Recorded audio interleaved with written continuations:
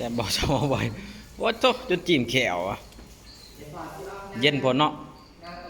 ซีนมันเย็นพอวะโอ้ตอนนี้สุกเลยเนาะเบิ่งบ่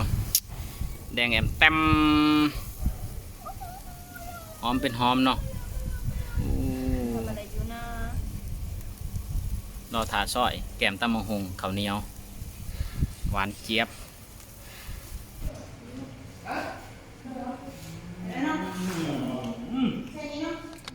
สบายครับที่มือล้วน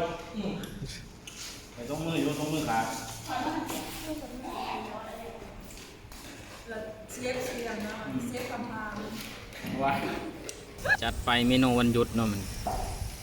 ปิ้งซีนงัวเสียห้องไห้ออกตลาดพี่ชอนโอ้จากแห้งเลยจีบอยมันสิไหมก่อนสุกเลยฮะ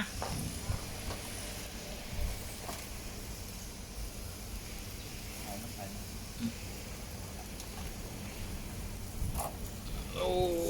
2 โลตลาดหอยควงเนาะเพราะมันน้ำมันลายเด้มันเยี่ยมๆลงไฟแห้งน้อยหนึ่งเนาะจะไหมก่อนสุก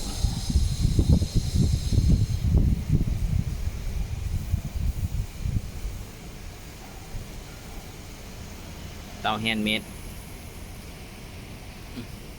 แกมตำบักหุ่งเนาะไว้ข้างในโอ้ทางนี้กำลังเกียมตำบักหุ่งแก้วเกียคม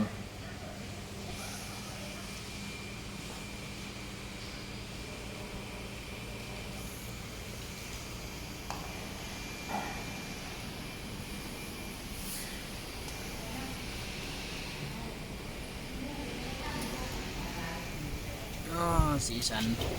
เอเลยทบพอดีเลยได้นี่มะฮงประท่านนั่นมาครบคนก่อนอยู่บ่ดีร้อยก่อนเลยนี่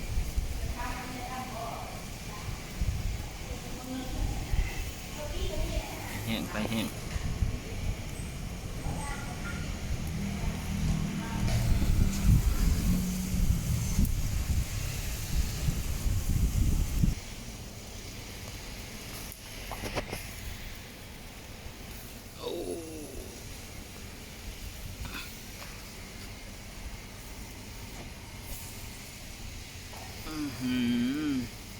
วันแน่น้อยหนึ่งเนาะ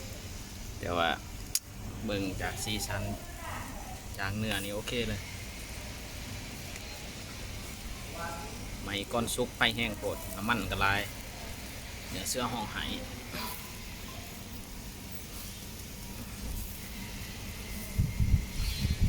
เตานี่ไก่ชิเบิร์คุณภาพแหละใส่งานลายจนมันนั่นเหมือนเบิร์เลยเปื่อยน้ำก็มี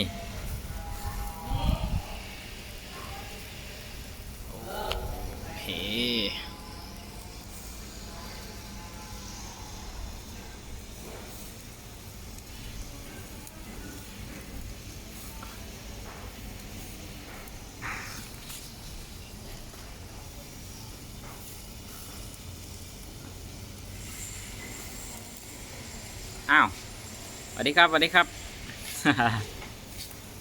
พอดีเลยนี่พอดีไหมโอเคโอ้ทีมงานโอ้โหอืม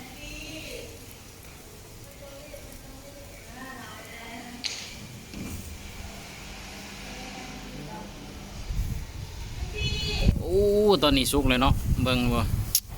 แดงแอมแต้มหอมเป็นหอมเนาะทำอะไรอยู่นะรอทาซอยแกมตำมะฮงข้าวเหนียวหวานเจี๊ยบทำอะไรเนี่ยทำอะไรถ้ากินนะกระตือนนอนเงือดลายว่ะโอเคเนาะโอเคประมาณนี้เนาะประมาณนี้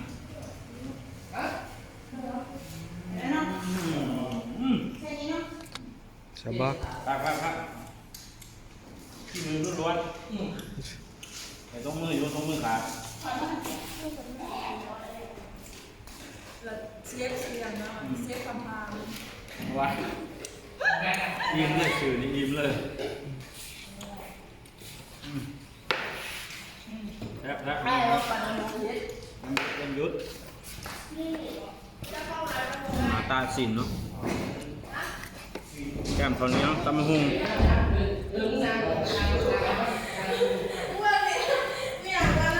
เท่เนาะโอเคครับ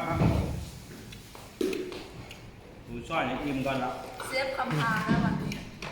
รู้เรื่องของหมูจัง มือเนาะ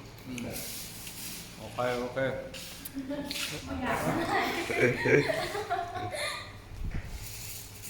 โอ้ย